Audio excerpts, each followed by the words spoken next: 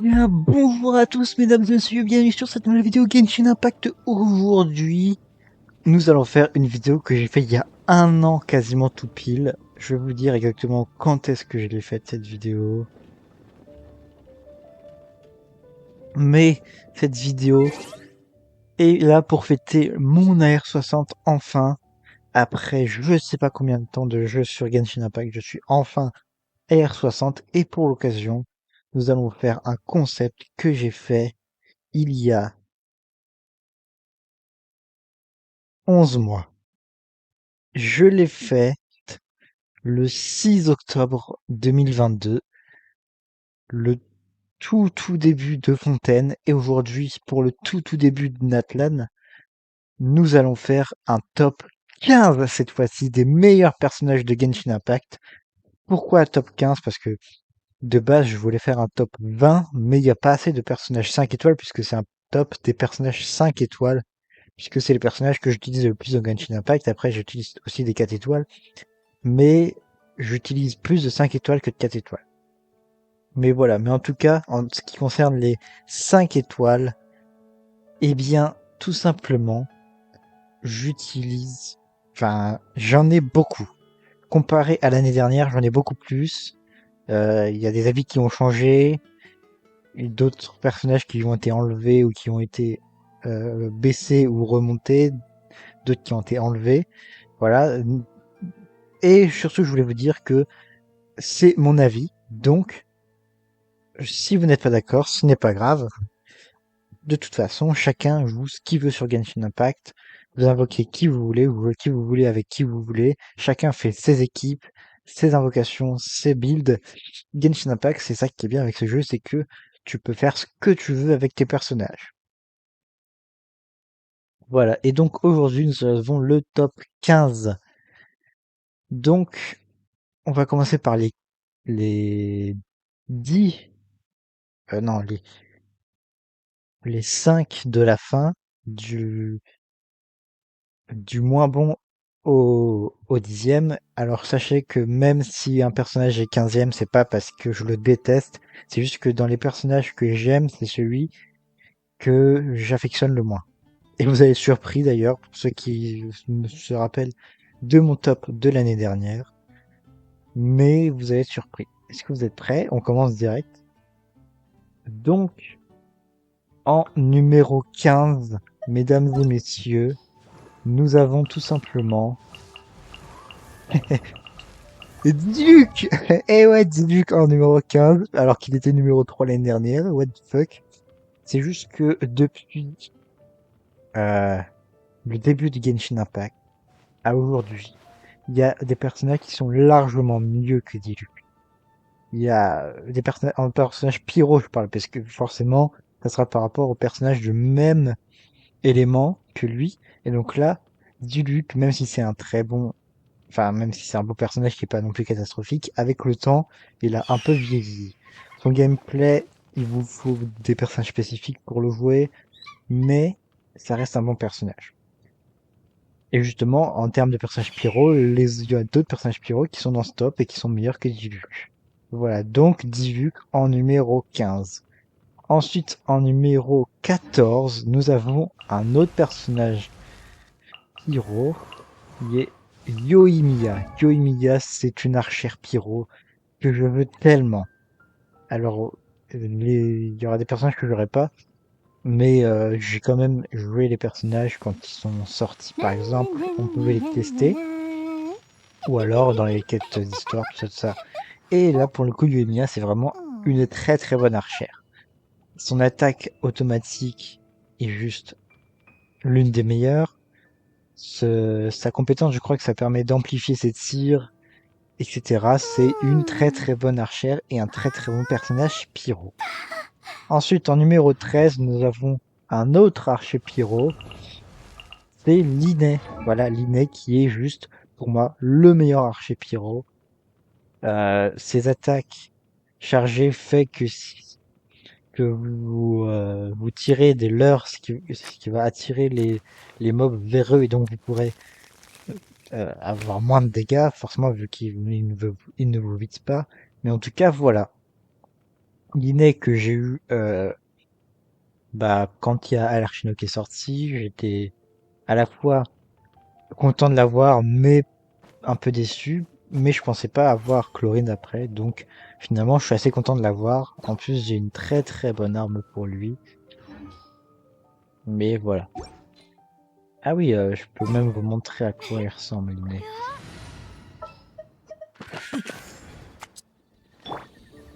Voilà, donc ça c'est l'inné. Si vous faites des attaques chargées, voilà. Ça, c'est un leurre. Et en fait, les monstres vont être attirés par le leurre et ça va leur exploser à la gueule. Après, ça, sa compétence, c'est pour mettre du feu, etc., etc. Voilà. Ensuite, le numéro 12. C'est un personnage aussi que j'ai et que je suis très content d'avoir en vrai. C'est Navia. Navia, c'est vraiment un personnage que je voulais au début juste pour avoir un personnage pyro 5 étoiles parce que je vais pas Zongli. J'avais pas Albedo, j'avais pas Ito, et Navi est sorti en premier, et du coup je me suis dit, bah, son gameplay est stylé, elle fait plutôt des bons dégâts, donc je vais l'avoir, je veux l'invoquer, et je l'ai eu. Voilà, et donc après, à son run, j'ai eu son arme, et donc je suis très très content de l'avoir, elle fait beaucoup de dégâts. Donc en ce qui concerne des attaques, là, c'est le pingouin dans Batman.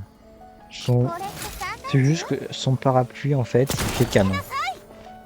Et son déchaînement élémentaire, c'est elle fait une pluie de météorites, voilà, du coup, ce qui fait que ça fait des dégâts aux ennemis. Voilà, voilà. En numéro 11, ensuite, on a un personnage qui m'a assez euh, embêté, c'est Chlorinde. Pourquoi elle m'a embêté? Tout simplement parce que je l'ai vu très très tard, à 87 de... Je vais aller à Natlan plutôt. Je l'ai eu à 87 de PD, ce qui est très très... qui est énormément. Et aussi, bah, les artefacts. J'ai énormément farmé pour elle. Et j'ai toujours pas les artefacts qu'il faut. Il me manque un artefact. Mais voilà. Sinon, Chlorine, c'est vraiment un personnage qui est très très agréable à jouer. Le fait qu'elle fasse qu'elle tire, voilà, comme ça.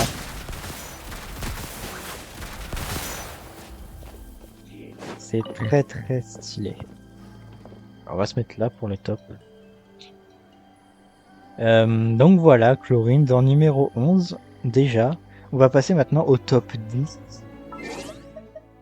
Le numéro 10 de ce classement, ce n'est d'autre que Naïda. Alors Naïda, au début, je l'aimais pas trop parce que déjà son chara design, je le trouvais assez moyen. Et je comprenais pas trop l'utilité du personnage, mais j'étais assez bête au début de Genshin. Mais maintenant que j'ai compris comment elle marche et ce qu'elle fait, mon dieu, c'est incroyable ce personnage. Ah, je pense qu'à son run, je l'invoquerai. Mais franchement, c'est un des meilleurs personnages d'Enro. De toute façon, les personnages d'Enro, il y en a pas beaucoup et ils sont pas trop incroyables. Pour l'instant, il y a juste Naida qui est l'un des meilleurs personnages d'Enro du jeu. Après, il y aura peut-être Kinish qui la rejoindra la semaine prochaine, mais pour l'instant, voilà. En numéro 9, nous avons Yelan. Yelan, c'est une archère hydro. C'est juste une support de malade. Euh, voilà, Kylian, si tu me regardes, tu sais de quoi je parle parce que il a Yelan et du coup, bah Yelan, c'est vraiment une des meilleures supports hydro et archères. Parce qu'en support hydro, il y a aussi Xingqiu qui est incroyable, mais euh, Yelan est vraiment incroyable. Voilà, ça, elle vous aide vraiment beaucoup. Et c'est pour ça que j'aimerais la voir, malgré que elle soit venue avant Natlan. S'il n'y avait pas eu Natlan après, je l'aurais invoqué. Et après, ça dépendra aussi des personnages qu'il y avait après. Mais voilà.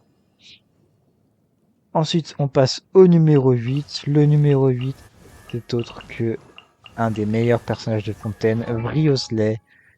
Voilà, Vriosley, c'est le meilleur DPS Kyo depuis Fontaine. Voilà. Si vous aimez les personnages qui frappent, qui foutent des patates et tout ça, et que vous n'avez pas besoin de, je sais pas, de compétences ou de recharge pour faire des dégâts cryo, bah prenez Vriosley. Il fout des patates. C'est un catalyseur, il fout des patates. Euh, cryo, tout ça. Il fait beaucoup de dégâts. Et c'est pour ça que c'est le meilleur DPS cryo depuis Fontaine. Voilà. Ensuite, en numéro 7, nous avons Furina. Alors Furina, elle m'a aussi un peu fait chier lors de son apparition parce que j'ai dû payer avec un peu d'argent pour l'avoir. Mais je me suis très content de l'avoir. C'est une très très bonne support. Elle a deux styles de jeu, donc elle a le mode DPS et le mode healer. Et c'est pour ça que c'est incroyable. Voilà. Par contre, si vous jouez Furina, faites gaffe parce que si vous prenez le mode DPS et qu'il y a des ennemis, ça vous enlève des PV. C'est pour ça qu'après l'autre, il soigne. Et vraiment, si vous avez des personnages de fontaine du style Vriosley, Furina est votre personnage. Voilà, voilà. Donc Furina, pour moi, c'est mon archon préféré, de toute façon, dans l'histoire. Sa quête d'histoire, j'ai trouvé incroyable. Dans l'histoire, bon, c'est pas trop ça, mais franchement, en termes de design, même, de gameplay, même son arme. Oh, son arme, je suis tellement content de l'avoir eu. Mais voilà, son arme est tellement incroyable. Et du coup, c'est mon archon préféré. Voilà.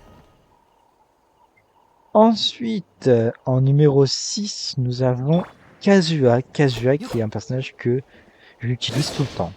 Voilà. C'est un très très bon support Anemo. C'est le meilleur personnage Anemo pour l'instant. Après, à voir ce qu'il y a après. Hein, parce que on n'est pas beau de nos surprises. Mais pour l'instant, c'est le meilleur personnage Anemo en ce qui concerne de tous les... Enfin, tout personnage confondu, c'est-à-dire DPS, healer, support, tout ça, c'est le meilleur personnage Anemo. Donc voilà. Je suis très très content de l'avoir eu. Franchement, sa compétence est juste incroyable. Son, son ulti aussi. Par contre, si vous avez Kazuha et Naida, ne faites pas les deux ultis en même temps, sinon vous serez perdu. Mais voilà, en tout cas, Kazuha. En numéro 6. Ensuite, en numéro 5, nous avons un personnage qui était premier de mon top, mais qu'avec le temps, il s'est euh, un peu, fait un peu régresser, c'est tout simplement Ayaka. Ayaka, ça reste quand même un de mes personnages préférés, parce que dans l'histoire, j'ai trouvé incroyable. Son saquet d'histoire aussi, et puis même, je la voulais pour ça, là, pour ce que je suis en train de faire. Et bah, j'adore toujours, en fait. Mais depuis Vriosley, c'est elle a descendu dans le top. Après, je sais que Vriosley est en dessous de Ayaka, mais c'est parce que j'ai plus d'affection avec Ayaka qu'avec Vriosley. Même si les deux sont très bons. Mais après, Ayaka, il faut beaucoup d'attaques. Il faut surtout Shen-E qui est son support. C'est pour ça que dès qu'il y aura Shen-E, bah, je l'invoquerai. En plus, j'aurai pas besoin d'invoquer son arme. Voilà, voilà. Ensuite, on passe au top 4. Le top 4 de ce classement, c'est Arlecchino. Arlecchino, c'est un des meilleurs DPS Pyro. C'est pour ça que Diluc est dernier de mon classement, parce que il y a eu Linei, il y a Yoimiya, et il y a Alertino. Alertino, invoquez-la. Moi, j'ai fait l'erreur d'invoquer Linei parce que bah j'avais pas d'archer Pyro 5 étoiles. Mais en tout cas, enfin, tout simplement d'archer 5 étoiles que j'utilisais, mais peut-être que s'il y aura son level 1, je l'invoquerai. En tout cas, voilà.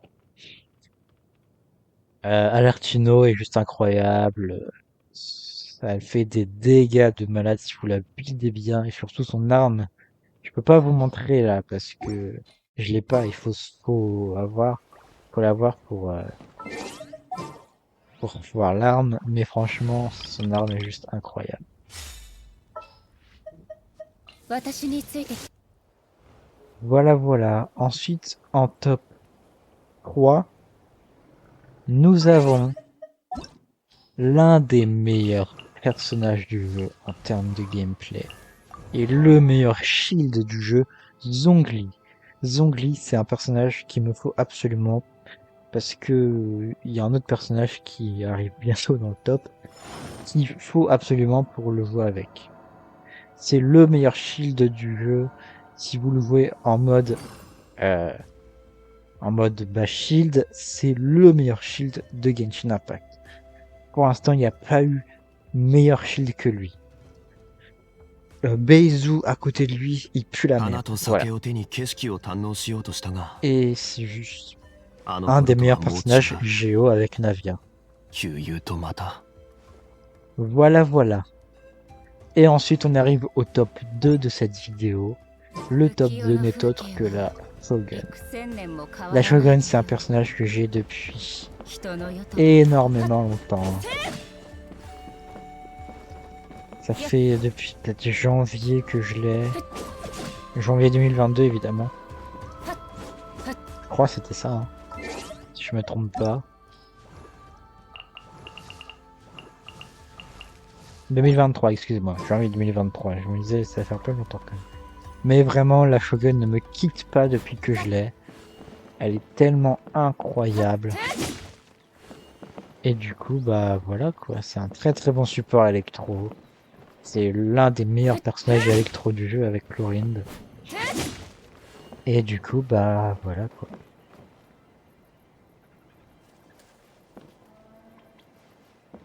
C'est tout ce que j'ai à dire sur la Shogun.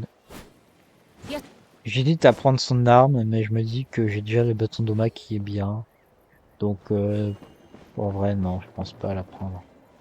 Pire, je prendrai l'arme de Kinij, et puis si je l'ai pas, Kinij, bah, pas grave, pour moi ça me fera une trame 5 étoiles. Mais voilà. Et enfin, mesdames et messieurs, on arrive au top 1. Le top 1 n'est autre que Neuvillette. Putain, ce personnage, je suis tellement content de l'avoir. Il est incroyablement fort. Dans les abysses, vous prenez lui et Furina, et vous avez votre team. Dans les donjons, c'est pareil.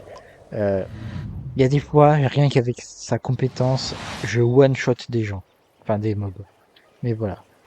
Et c'est juste l'un des meilleurs personnages hydro. C'est le meilleur personnage hydro. Qu'est-ce que je raconte? Le meilleur DPS hydro du jeu. Et le meilleur personnage de fontaine. Putain. Et en plus de ça, j'ai son arme. J'ai son arme, mesdames et messieurs. Il manque plus que la C1. Et j'ai Neuvillette fini. Voilà. C'est le seul personnage que j'ai triple crown pour l'instant. Après, il y a la Shogun que j'ai double crown, mais elle est pas triple. Donc voilà. Mais Neuvillette, c'est vraiment le GOAT. Même dans l'histoire, c'est vraiment le GOAT ultime. Le boss final de Genshin Impact. Mais voilà. En tout cas, j'espère que ce petit top 15 des personnages de Genshin Impact vous aura plu. Et nous, bah, on se dit à bientôt pour une nouvelle vidéo. Allez, salut!